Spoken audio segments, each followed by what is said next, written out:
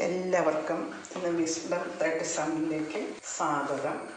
ഇന്നിപ്പോൾ ഞാൻ ഒരു 5 വർഷം വരെ ഈ അച്ചാർ സൂക്ഷിച്ചു വെച്ചാൽ സുരക്ഷിതനായിട്ടിരിക്കുകയും ചെയ്യും, നല്ല രുചി കൂടുകയും ചെയ്യുന്ന ഒരു നാരങ്ങ അച്ചാറിൻ്റെ ഒരു റെസിപ്പിയാണ് ഞാൻ ചെയ്യുന്നത്. ഇത് നാരങ്ങ കഴുകി വെള്ളം വാങ്ങാൻ വേണ്ടി ഒരു 10 മിനിറ്റ് വെയിലത്ത് വെച്ച് പേപ്പറിൽ, അപ്പോൾ വെള്ളം പെട്ടെന്നങ്ങ് വലിയുമല്ലോ, അത് ഓരോന്നും തുണിയിൽ തുടച്ച്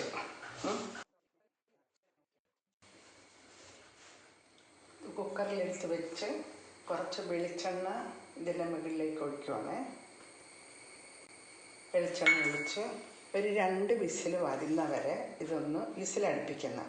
അപ്പോൾ ഇതിൻ്റെ കൂടെ ഇപ്പോൾ വെക്കുന്നില്ല, 1 കിലോ നല്ല ഈന്തപ്പഴമാണ്. ആ ഈന്തപ്പഴം ഈ വേറൊരു പാത്രത്തിലാക്കി അടച്ച് ഇതിനകത്തൊരു ശകലം വിനാഗിരിയും കൂടെ ഒഴിച്ച് അടച്ച് വയ്ക്കുന്ന.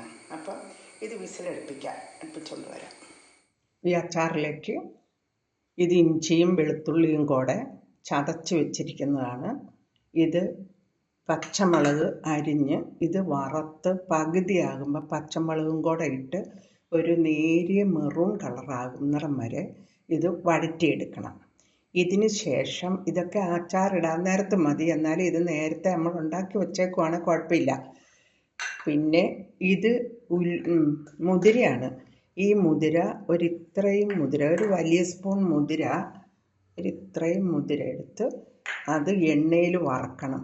ആ ഒപ്പം 6-7 തണ്ട് കറിവേപ്പിലയും കൂടെ അതിലിട്ട് വറുത്ത് പൊടിച്ച് അന്നേരം ചേർക്കുക. നമ്മൾ അച്ചാറിടുന്ന സമയത്ത് അതുകൂടെ ചേർക്കുക.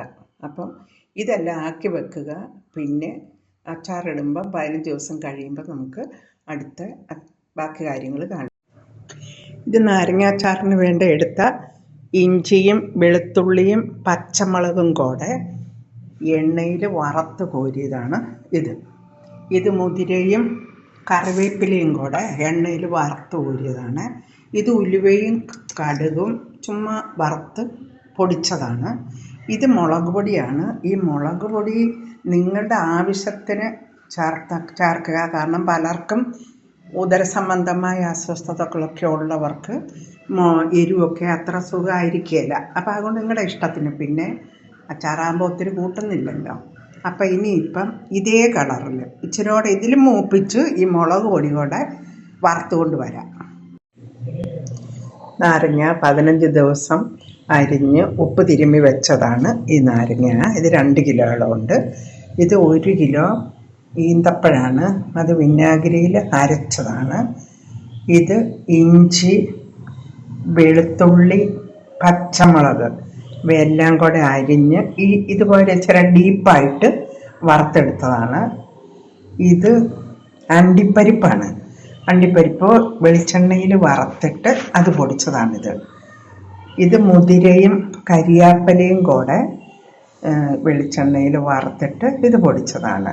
ഇത് മുളക് പൊടിയാണ്. ഇത് വളരെ ഡീപ്പായിട്ടെന്ന് പറഞ്ഞാൽ നന്നായിട്ട് ഇരുണ്ട മെറൂണാക്കി ഈ കളറെടുത്തു. ഇനി ഇതെല്ലാം കൂടെ ഇതിനകത്തേക്ക് ഇടുകയാണ്.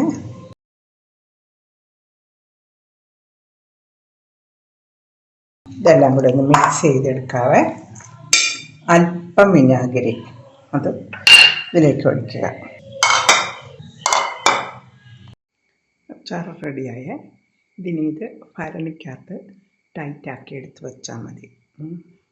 നമസ്കാരം. നമ്മുടെ ചെറിയ വീഡിയോ ഇഷ്ടപ്പെട്ടാൽ ലൈക്ക് ചെയ്യണം, സബ്സ്ക്രൈബ് ചെയ്യണം, കമൻറ്റ് ചെയ്യണം. Thank you. ഓക്കെ.